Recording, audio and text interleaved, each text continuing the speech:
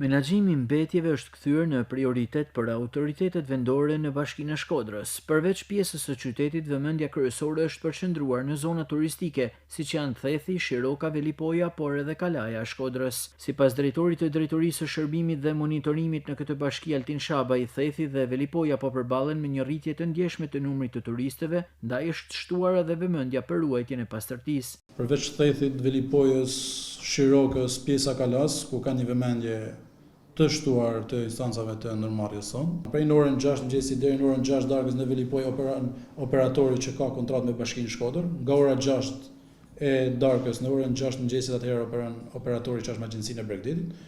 Është një rast i zgjidhur, Bashkia e Shkodrës ka marrë masat e duhura, në Velipojë për shtim kontinjerësh. Pjesa Thethit kemi shtuar kontinjer në Theth, është në monitorim.